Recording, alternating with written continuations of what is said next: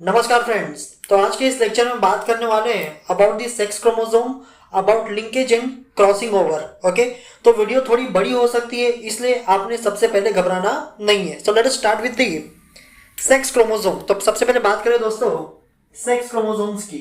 Okay, sex chromosome, जैसा कि मैंने आपको ऑलरेडी बताया, sex chromosomes are also called allosomes. इसी को हम क्या कहते हैं दोस्तों? एलोसोम्स। ओके, अब देखो सेक्स क्रोमोसोम्स आपके दो टाइप के होते हैं। एक आपका पता है, it's your we have X chromosome and we have Y chromosome. तो दोस्तों दो टाइप का सेक्स क्रोमोसोम है।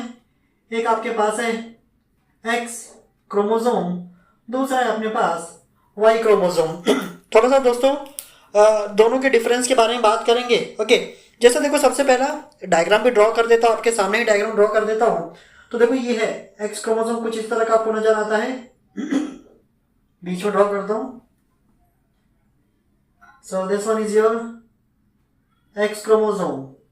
ओके, बाकी दूसरा इसी के साइड में ड्रॉ करता हूँ मैं दोस्तों, काफी छोटा होता है। This is your Y chromosome. तो दोस्तों ये जो आपको देखने मिल रहा है, this one is X, this one is Y chromosome. Okay, अब देखो थोड़ा सा डिस्कशन करते हैं इनके डिफरेंस के बारे में। सबसे पहले फ्रेंड्स, जो एक्स क्रोमोसोम होता है it is longer than Y chromosome, so this one is longer. Okay, diagram में ही देख सकते हो ना, बड़ा है। Okay, this one shorter. Okay, ये छोटा होता है।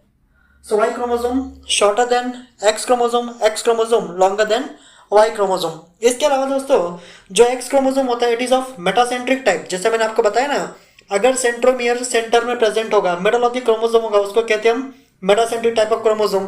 तो देख रहे हो यहाँ पे सेंट्रोमियर मिडल में है, तो ये कौन सा क्रोमोसोम है आपका? It's metacentric type. ओके, तो एक्स क्रोमोसोम दोस्तों आपका मेटासेंट्रिक, जबकि ये जो होता है ना दोस्तों, ये है आपका एक्रोसेंट्रिक। ये कौन सा है? Acrocentric type of chromosome. बात करें एक्स क्रोमोसोम की, सो this one found in both male and female. ये मेल में भी होता है और फीमेल में भी होता है। So in both sexes. Okay, found in both, that's male and female. तो ये मेल्स में भी मिल जाएगा, फीमेल्स में भी मिल जाएगा। जबकि जो वाई क्रोमोसोम है ना दोस्तों, ये सिर्फ और सिर्फ मेल्स में होता है। Okay, in males only, so found in males only. ये सिर्फ मेल्स में होता है, फीमेल्स में आपको देखने को नहीं मिलेगा। इसके अलावा बात करें दोस्तों, तो जो एक्स क्रोमोसोम्स होता है, okay, in case of X chromosome this contain large number of euchromatin and less number of heterochromatin. So this one have large number of euchromatin. इसको हम एक पॉइंट बना देते हैं। यहां पे हम बात करें, so this contain less number of euchromatin, less number of euchromatin। तो यहां पे euchromatin कम होता है। अबे यूक्रोमैटिन क्या है मैं आपको आगे बताऊंगा। ओके, अब की जबकि यहाँ पे यूक्रोमैटिन ज्यादा होता है, कम क्या होता है? Heterochromatin. Okay, so here less number of heterochromatin. तो यहाँ पे हेटेरोक्रोमैटिन कम होता है, जबकि दिस कंटेन मोर हेटेरोक्रोमैटिन। यहाँ पे दोस्तों मोर हेटेरोक्रोमैटिन, तो यहाँ पे हेटेरोक्रोमैटिन आपको ज्यादा देखने को मिल जाएगा। इसका मतलब क्या है? तो देखो यूक्रोमैटिन जो एरिया होता है दोस्तों, ये जेनेटिकली एक्टिव एरिया होता है। दैट मीन्स यहाँ पे आपको बेसिकली वो जीन्स देखने मिलेंगे जो कि फंक्शनल होते हैं। Okay, so genetically active area of the DNA is called euchromatin. इसका मतलब X chromosome is more active than Y chromosome. तो जो एक्स क्रोमोसोम होता है जेनेटिकली ज्यादा एक्टिव होता है as compare to the Y chromosome. Reason बहुत ही सिंपल है, यहाँ पे यूक्रोमैटिन ज्यादा है, यहाँ पे यूक्रोमैटिन कम है। जबकि हेटेरोक्रोमैटिन उसको कहते हैं जो कि जेनेटिकली एक्टिव नहीं होता या फिर जेनेटिकली इनर्ट होता है। ओके, तो जीन्स तो यहाँ पे भी होते हैं, बट वो जीन्स किसी तरह के फंक्शन को कंट्रोल नहीं करते। ठीक है, so this area is genetically less active, you can से इनर्ट, तो इसको कहते हैं हेट्रोक्रोमैटिन। हेट्रोक्रोमैटिन एक्स क्रोमोसोम्स में काफी कम होते हैं, जबकि वही हेट्रोक्रोमैटिन वाई क्रोमोसोम में भर भर के होते हैं। ठीक है, इसके लिए आपका जो वाई क्रोमोसोम है ये कुछ हद तक ज़्यादा इनएक्टिव होता है या फिर less active as compare to the X chromosome. बात करें दोस्तों यहाँ पे जीन्स की, so in case of X chromosome almost around 1100 genes. अब जब मैं 1100 जीन्स की बात कर रहा हूँ तो इसके अंदर आपको कुछ एक्टिव जीन्स आपको देखने मिल जाते हैं 1100 के आसपास, जबकि वाई क्रोमोसोम में समथिंग अराउंड 231 एग्जैक्ट नंबर बताया जाता है। ओके, सो दिस, मैं इसका नंबर नहीं लिखूंगा, फिक्स नंबर नहीं है, कहीं कहीं 1600 भी बताया जाता है तो मैं नंबर लिखूंगा नहीं। ओके, तो देखो दोस्तों यही आपका मेन डिफरेंस था between X chromosome and the Y chromosome. अब थोड़ा सा कुछ इनके बेसिक चीज़ों के बारे में बात कर लेते हैं जो कि कॉमन आपको देखने मिल जाएगा। अब देखो, चाहे एक्स क्रोमोसोम हो चाहे वाई क्रोमोसोम हो, अगर आप देखोगे ना तो ये बीच से अगर मैं इसको ऐसा डिवाइड कर दूँ हियर, तो ये ऊपर का पार्ट हो गया, ये नीचे का पार्ट हो गया। ध्यान से देखो दोस्तों, तो ऊपर का जो हिस्सा है ना ये दोनों ही डिफरेंट है, जबकि नीचे का हिस्सा क्या है इसका सेम है। ओके, तो जो पार्ट आपका सेम पार्ट दिख रहा है एक्स और वाई दोनों में, इसको कहते हैं हम homologous part. This one is the homologous part of the X and Y chromosome. जबकि ऊपर का हिस्सा जहाँ पे डिफरेंस आपको मिल रहा है ना, ये बड़ा दिख रहा है और ये आपका छोटा दिख रहा है, सो दिस इन दोनों को एक साथ, ये दोनों ही क्या है, नॉन होमोलोगस पार्ट। तो ध्यान दो तो दोस्तों एक्स और वाई इन दोनों में। Okay, so this sex chromosome shows the presence of, यहाँ पे दो एरियाज, ओके, होमोलॉगस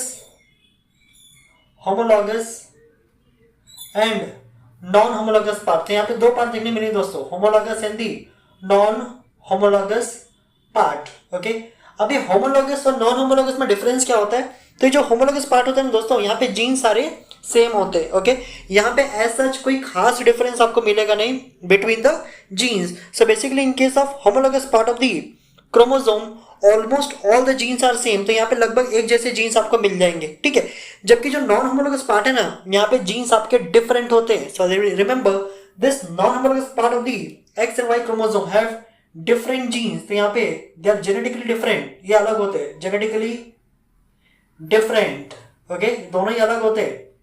जबकि दिस वन जो होमोलॉगस पार्ट है दोस्तों, ये नीचे वाला पार्ट ये एक जैसा होता है। सो सिमिलर, जेनेटिकली सिमिलर, और you can say have same type of jeans.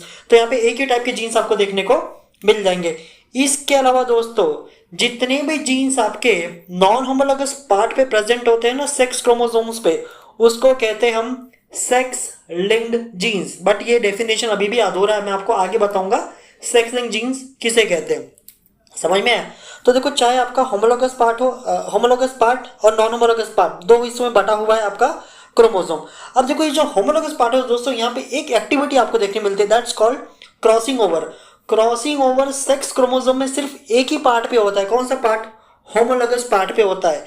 It's not possible here in the non homologous region. तो ध्यान दें, जो होमोलॉगस पार्ट है ना दोस्तों, यहीं पे क्या होता है? Crossing over takes place, crossing over occur. Okay, बाकी नॉन होमोलॉगस पार्ट पे क्रॉसिंग ओवर पॉसिबल नहीं है। इसका मतलब अगर कोई जीन्स आपका नॉन होमोलॉगस पार्ट पे प्रेजेंट है, डिफेक्टेड जीन है ना, तो एज इट इज पास हो जाएगा, उसमें कोई चेंजेस आने वाले नहीं है। सिमिलरली अगर यहाँ पे कोई डिफेक्टेड जीन्स प्रेजेंट है ना, वो एज इट इज पास हो जाएगा, किसी भी बीमारी का जीन्स क्यों ना हो, वो एज इट इज पास हो जाएगा, उसमें कोई भी चेंजेस आपको मिलेगा नहीं। हाँ, यहाँ पे कुछ हद तक चेंजेस हो सकते हैं। क्यों?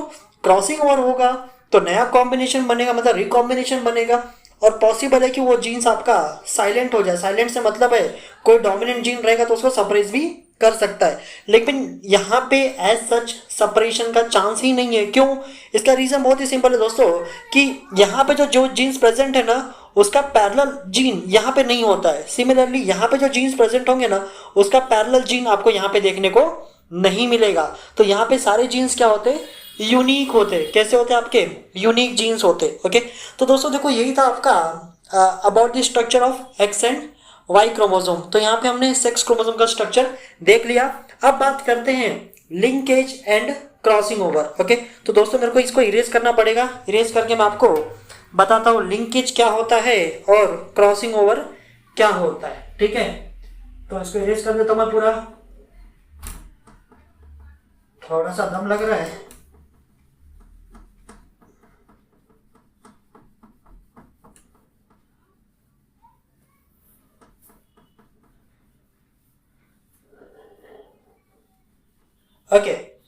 So now let us start with the linkage. देखते हैं लिंकेज क्या होता है दोस्तों।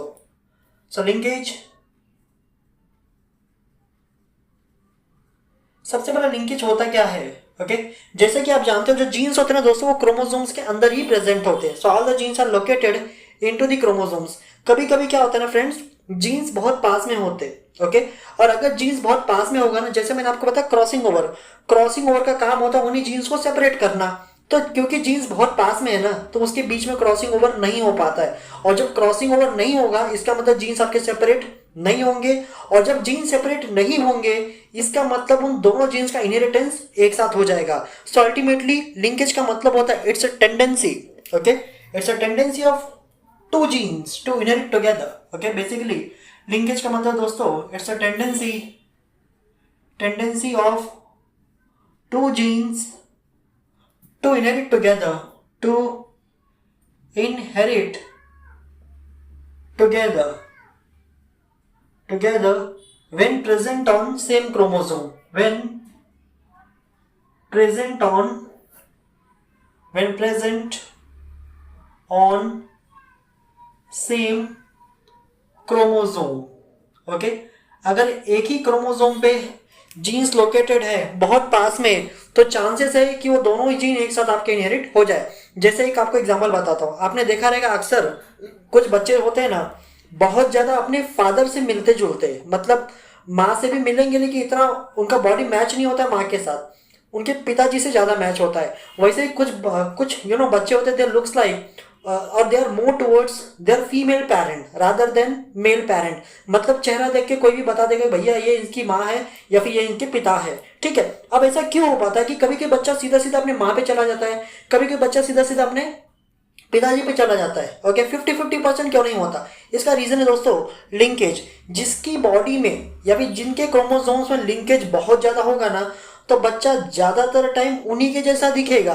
क्यों? जीन सेपरेट नहीं हुए। जब जीन सेपरेट नहीं हुए तो एज इट इज कैरेक्टर क्या हो गए, आपके पास हो गए। तो देखो लिंकेज यही है। So it's a tendency of two genes to inherit together when present on the same chromosome.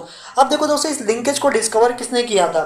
So the linkage first discovered by, okay, देखो 2-3 लोगों को इसका श्रेय जाता है। So linkage discovered by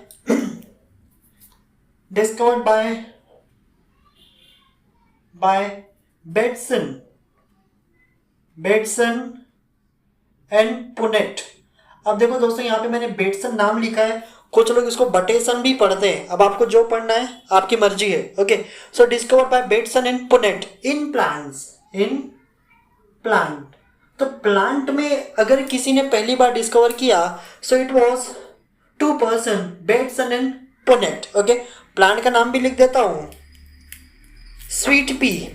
okay, plant आपका स्वीट पी, लथाइरस ओडोरिथस। तो देखो पहली बार इसको डिस्कवर किया था, ध्यान देना ये साइंटिफिक नेम है आपका स्वीट पी का। This is not the garden pea पे मेंडल ने एक्सपेरिमेंट किया था, दैट्स योर पाइसम सटाइवम। ये आपका स्वीट पी है, लथाइरस ओडोरिथस। इसके अंदर ओके लिंकेज को पहली बार डिस्कवर किया किसने? Bateson and Punnett. इसके अलावा दोस्तों एक और साइंटिस्ट का यहाँ पे नाम आता है टी.एच. मॉर्गन। ओके, अब देखो ये जो टी.एच. मॉर्गन है ना, TH. Morgan discovered the same thing, that means linkage in animal. तो अगर एनिमल का पूछा जाएगा आपसे तो आप क्या लिखोगे नाम? तो आप लिखोगे टी.एच. मॉर्गन। तो एनिमल के केस में पहली बार लिंकेज को डिस्कवर किसने किया? टी.एच. मॉर्गन ने। कौन सा एनिमल था दोस्तों? तो वो था आपका ड्रोसोफिला मेलानोगास्टर। ओके, यानी कि फ्रूट फ्लाई। तो इसको डिस्कवर किया गया इन case of Drosophila. Okay, melanogaster यानी कि आपका फ्रूट फ्लाई। तो जो बड़ी बड़ी मक्खियां आपने देखी होगी ना फ्रूट स्टोर में, वही आपका ड्रोसोफिला होता है। तो उसके केस में पहली बार टी.एच. मॉर्गन ने क्या किया? लिंकेज को डिस्कवर किया। ठीक है, अब देखो दोस्तों ये जो पर्सन है TH. Morgan also called the father of experimental genetics. Remember, overall genetics के फादर तो एक ही है, द ग्रेगर जॉन मेंडल। लेकिन यहाँ पे बताया जाता है दिस टी.एच. मॉर्गन पूरा नाम है थॉमस हंट मॉर्गन। इसका पूरा नाम लिख देता हूं मैं, बहुत बढ़िया नाम है इसका, थॉमस हंट मॉर्गन।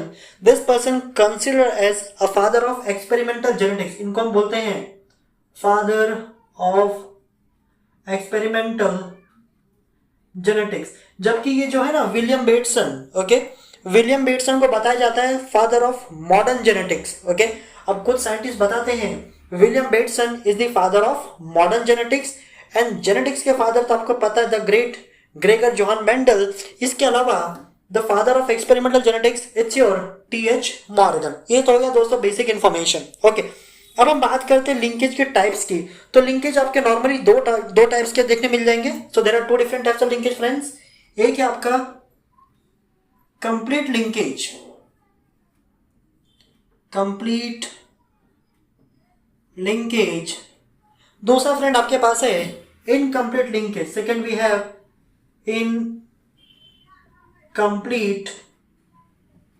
लिंकेज।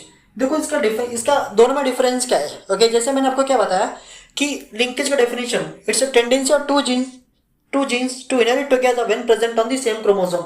मतलब एक ही क्रोमोसोम पे आपके दो जीन्स प्रेजेंट है, उनकी टेंडेंसी होती है कि वो एक साथ इनहेरिट हो जाए। तो यहाँ पे ना जब हम बात करते हैं कंप्लीट लिंकेज की, तो इस केस में दोस्तों genes are located very close to each other, they are so close that they can not be separated by crossing over. ये इतना पास में होता है ना कि क्रॉसिंग ओवर चाह के भी उनको सेपरेट नहीं कर सकता, क्योंकि क्रॉसिंग ओवर से सेपरेट नहीं होते, इसलिए इसको हम क्या बोलते हैं completely linked genes and their inheritance is called complete linkage। समझ में आया दोस्तों? तो देखो मैं एक डायग्राम बनाता हूं छोटा सा जिससे आपका कंसेप्ट क्लियर हो जाएगा। तो ये क्रोमोसोम है, okay, so this is a chromosome. अब देखो इस क्रोमोसोम्स में ना दोस्तों यहाँ पे these are the two genes, ये वन, अब इसी के बगल में दूसरा बना रहा हूं, शायद आपको दिखेगा डायग्राम कैमरा में दिखता होगा, टू। तो एक मैंने ब्लैक डॉट बनाया, दूसरा मैंने ब्लू डॉट बनाया। अब देखो ये जो दो जीन्स हैं they are present very close to each other. So in this case, in case of complete linkage what happened here, two genes located, here two genes very close to each other, very close to each other, बहुत ज्यादा पास में होते हैं। Okay, इसके अलावा can not be separated by crossing over. Okay, can not be separated by crossing over. इनके बीच में इतना प्यार होता है कि इनको कोई अलग ही नहीं कर पाता। Okay, can not be separated by crossing over. Okay, ऐसे जीन्स को हम क्या बोलते हैं दोस्तों? Such genes are called completely linked genes. So such genes, ऐसे जीन्स को हम क्या कहते हैं? Such genes are called completely linked genes and their inheritance is called complete linkage or complete linked inheritance। okay, तो complete linkage and their inheritance, इनका जो inheritance होता है their inheritance called complete linkage। समझ में आया दोस्तों? ये हो गया आपका complete linkage का डेफिनेशन। इसका एग्जाम्पल भी मैं आपको बताऊंगा दोस्तों। ओके, दूसरा बात करते हैं इनकम्प्लीट लिंकेज। ओके, तो देखो इनकम्प्लीट लिंकेज की बात करें तो डेफिनेशन लगभग वैसा ही रहेगा, थोड़ा सा चेंज हो जाएगा, अदरवाइज स्टेटमेंट आपका लगभग वैसा ही रहेगा। ओके, इस केस में क्या होगा ना, अब देखो मैं ऐसे एक डायग्राम यहाँ पे बनाऊंगा। Okay, so again here one chromosome. Okay, अब इस क्रोमोसोम में दोस्तों दो जीन्स प्रेजेंट है, बट जीन्स की पोजीशन क्या है ना, जीन्स एक दूसरे से काफी दूर है। ये यहाँ पे आप पहला जीन हो गया आपका और यहाँ पे दूसरा जीन हो गया। So the genes are located quite away from each other. ठीक है, तो देखो इसमें टू जीन्स वेरी क्लोज की जगह क्या आ जाएगा? अवे। ओके, तो यहाँ पे हम लिखते हैं डेफिनेशन इसका, here two genes away from each other, away from each other, काफी दूर दूर होते हैं। ओके, क्योंकि दूर दूर है ना तो इनके बीच में आपका क्रॉसिंग ओवर होगा और इन दोनों क्या कर देगा? सेपरेट कर देगा। कैन नॉट बी की जगह can be separated. Okay, so can be easily separated, can be separated by crossing over, bye crossing over, short में लिखा है CO, CO means crossing over. तो आसानी से क्रॉसिंग ओवर के द्वारा इनको अलग किया जा सकता है। ऐसे जीन्स को क्या कहते हैं हम? Incompletely linked genes. so such genes are called incompletely linked genes।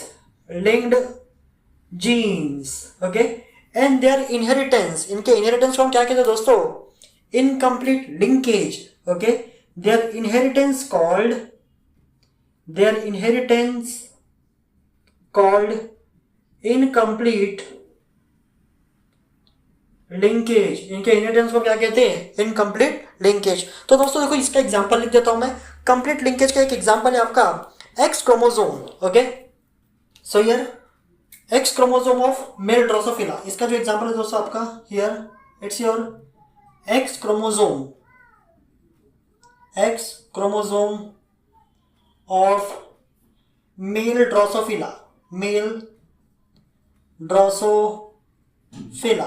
Okay, जबकि इसमें अगर आप एग्जाम्पल में जाओगे तो यहाँ पे जियामेज, जियामेज आपको पता है मेज। ओके, सो ज्वार जिसको बोलते हैं ना वही है यहाँ पे। इसका एग्जाम्पल आपका जियामेज, जियामेज। ओके, इसमें भी क्या, तो जो साइज होता है, size and shape, sorry not size, the colour and shape of the grains. Okay, here colour and shape of grains. Okay, तो ये इसका एग्जांपल है आपका इनकम्प्लीट लिंकेज का। आई होप दोस्तों आपको ये अच्छे से समझ में आया होगा। ओके, तो लिंकेज क्या होता है ये हमने देखा, किसने डिस्कवर किया, कहाँ से किया वो भी हमने देखा, इसके दो टाइप्स भी हमने देख लिए, कंप्लीट और इनकम्प्लीट लिंकेज। दोस्तों नेक्स्ट आपके पास है लिंकेज ग्रुप। अब मैं आपको एक्सप्लेन करूंगा कि लिंकेज ग्रुप क्या होता है, उसके बाद हम डिस्कस करेंगे अबाउट दी सेक्स लिंकेज। इसके लिए मुझे इसको इरेज करना पड़ेगा, ठीक है। Now let's talk about the linkage group.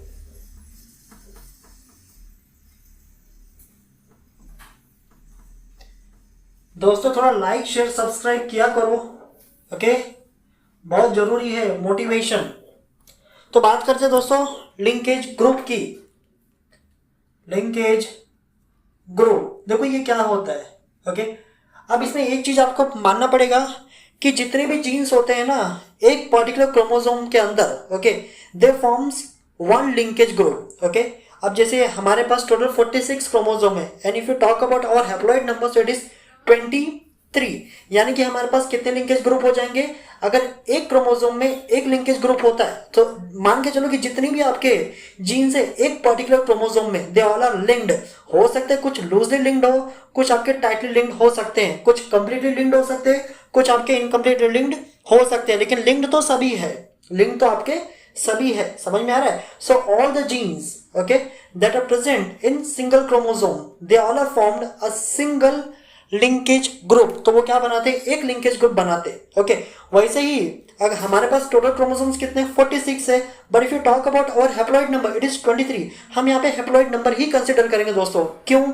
इसका रीजन बहुत सिंपल है, क्योंकि एक क्रोमोसोम हमारे पास क्या है 2 बार प्रेजेंट होता है, इसके लिए हम हैप्लॉइड में ही कंसिडर करते हैं। सो बेसिकली देखो linkage group it's all the link genes, all the linked genes of a particular chromosome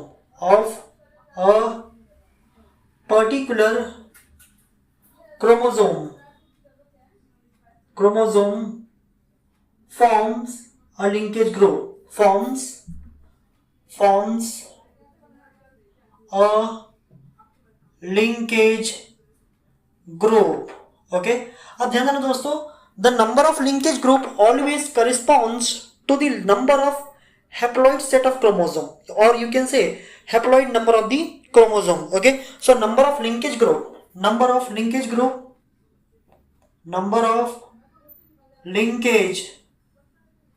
group always equals to, okay, always equals to haploid number of the chromosome, haploid number of chromosome। okay, तो किसी भी individual में जो भी chromosome present है उसका haploid set में कितना क्रोमोसोम प्रेजेंट है वही उसका क्या होगा दोस्तों, लिंकेज ग्रुप होगा। ओके, अब हम देख लेते हैं लिंकेज ग्रुप किसका कितना होता है। तो कुछ एग्जांपल मैं लिखता हूं यहाँ पे। जैसे सबसे पहला एग्जांपल लिखूंगा ह्यूमन का, तो ह्यूमन का क्योंकि बहुत इजी है, याद भी रहेगा, हम ही है ना, तो उसको याद रखना इतना डिफिकल्ट नहीं है। ठीक है, तो कुछ एग्जांपल लिखता हूं दोस्तों। एग्जांपल, ओके, एग्जांपल में सबसे पहला हम बात करते हैं यहाँ पे ह्यूमन की। So in case of human आपको पता है वी हैव टोटल 46 क्रोमोसोम, हमारा हैप्लॉइड सेट कितना होगा 23। 3। तो हमारे पास लिंकेज ग्रुप कितना है? So total 23 linkage group. यहाँ पे थोड़ा सा एक चीज मैं आपको डिफरेंट बताऊंगा, ओके। इसके बाद बात करें हम दोस्तों ड्रोसोफिला की। So in case of Drosophila there are total 8 chromosome. Drosophila में टोटल 8 क्रोमोसोम्स होते हैं, इसलिए ड्रोसोफिला के पास टोटल लिंकेज ग्रुप कितना होगा? सिर्फ 4 होगा। समझ में आ रहा है? वैसे ही बात करें हम पाइसम सटाइवम की, तो जो मेंडल का फेवरेट था पाइसम सटाइवम, वहां पे तो देखो लिख देते हम इन केस ऑफ पाइसम सटाइवम यानी कि garden pea, okay. Pisum sativum में दोस्तों याद रखना वहां पे टोटल 14 क्रोमोसोम्स थे। इन case of Pisum sativum total 14 chromosome, इसलिए लिंकेज ग्रुप कितना होगा आपका? सिर्फ 7 होगा, okay. So in case of Pisum sativum total number of linkage group is 7, okay. दोस्तों दूसरा बात करते हैं हम मेज, ये जो लिखा है जियामेज, इसकी बात कर रहे हैं। यहाँ पे होता है total number of chromosome it's your 20, okay. So बात करते हैं यहाँ पे दोस्तों मेज की। तो मेज में क्रोमोसोम्स होते हैं आपके 20, तो लिंकेज ग्रुप कितना हो जाएगा बेटा? 10 हो जाएगा। कितना हो जाएगा आपका? 10 हो जाएगा, ठीक है। वैसे एक बहुत ही इंपॉर्टेंट फंगस है दोस्तों, उसका नाम है न्यूरोस्पोरा, ओके। न्यूरोस्पोरा, न्यूरोस्पोरा, देखो ये बहुत ही इंपॉर्टेंट आपका फंगस है। इसके ऊपर बहुत सारे जेनेटिक ऐसे इसको बहुत सारे जेनेटिक्स के एक्सपेरिमेंट में यूज किया जाता है। तो देखो न्यूरोस्पोरा के बॉडी में भी ना फ्रेंड्स 14 क्रोमोसोम होते हैं, तो यहाँ पे भी कितने आपके पास लिंकेज ग्रुप हो जाएंगे? 7। क्या आप मुझे बता सकते हो बैक्टीरिया के बॉडी में कितना लिंकेज ग्रुप होगा? माइकोप्लाज्म की बॉडी में कितना लिंकेज ग्रुप होगा? ब्लू ग्रीन अलगे की बॉडी में कितना लिंकेज होगा? बता सकते हो? ठीक है, मैं बता देता हूं, कोई बात नहीं। तो देखो in case of bacteria, in case of bacteria, in case of BGA, BGA आपको पता है सारा bacteria, blue green algae, blue green algae BGA. इसके अलावा mycoplasma the smallest known living organism, mycoplasma, ठीक है। इन तीनों के बॉडी में दोस्तों सिर्फ एक लिंकेज ग्रुप होता है। कितना? एक लिंकेज ग्रुप, क्योंकि इनके पास एक ही क्रोमोसोम होता है। Single chromosome, single cell, single DNA, सब कुछ सिंगल सिंगल, टेंशन ही नहीं। तो देखो बैक्टीरिया हो गया, बीजी हो गया, माइकोप्लाज्म हो गया, इनके केस में दोस्तों सिर्फ एक ही लिंकेज ग्रुप आपको देखने को मिलेगा। देखो मैंने बोला था ह्यूमन के केस में ना थोड़ा सा इसको अलग तरीके से भी एक्सप्लेन किया जा सकता है। जैसे हम बात करें ह्यूमन फीमेल की, ओके, तो इसको मैं काम करता हूँ इरेज कर देता पूरा ही, थोड़ा थोड़ा इंस्टॉलमेंट में इरेज करके कुछ मतलब नहीं है, ओके। तो देखो थोड़ा सा मैं आपको बता दूं ह्यूमंस में इसको कैसा अलग तरीके से एक्सप्लेन किया जा सकता है इन केस ऑफ ह्यूमन। अब देखो यहाँ पे 2 सेक्सेस की बात करें हम, so we have a male, एक काम करते हैं फीमेल कर देते हैं, okay, ladies first, female and male, okay. देखो फीमेल के केस में आपको मालूम है क्रोमोसोम कॉम्प्लीमेंट की बात करें तो it is 44 plus XX। Male के केस में दोस्तों it is 44 plus X and Y, okay. अब ध्यान से देखोगे ना तो 44 क्रोमोसोम यहाँ पे आपके ऑटोसोम्स हो गए, इसका मतलब 23 क्रोमोसोम्स यहाँ से, यानी कि सॉरी 22, यानी कि 22 लिंकेज ग्रुप तो आपका यहाँ से बन जाएगा। अगेन दोनों सेम टाइप के क्रोमोसोम्स यहाँ पे, सेक्स क्रोमोसोम XX, तो यहाँ से भी आपका एक ही लिंकेज ग्रुप बनेगा। तो लिंकेज ग्रुप टोटल कितना हो गया आपका? 23 in case of female. Male में देखो क्या अलग होता है, तो 44 क्रोमोसोम्स यहाँ पे, अगेन इट इज 22 आपका डेफिनेटली बनेगा लिंकेज ग्रुप फ्रॉम ऑटोसोम्स। जबकि इस केस में ना दोस्तों X क्रोमोसोम अलग है, Y क्रोमोसोम अलग है, याद रखना ये दोनों ही क्रोमोसोम डिफरेंट है, दोनों एक टाइप के क्रोमोसोम्स नहीं है, ओके। तो देखो ये एक X का लिंकेज ग्रुप बन जाएगा और एक किसका बन जाएगा आपका? Y का बन जाएगा। इसके लिए टेक्निकली देखा जाए ना तो in case of male there are total 24 linkage group, 24 linkage group होने चाहिए इन केस ऑफ मेल, क्योंकि X और Y ये दोनों ही डिफरेंट क्रोमोसोम्स होते हैं मेल के केस में, समझ में आया। बट हाँ ओवरऑल जब हम बात करें ह्यूमंस की ना, इन case of human it is only 23 linkage group. तो आई थिंक दोस्तों आपको ये समझ में आ गया होगा, ओके। तो फ्रेंड्स वीडियो थोड़ा लंबा हो रहा है, ओके। तो आज के इस लेक्चर में बस इतना ही। अगले लेक्चर में हम बात करेंगे about the sex linkage and crossing over. Till then दोस्तों जय हिंद, और प्लीज लाइक करो, शेयर करो, सब्सक्राइब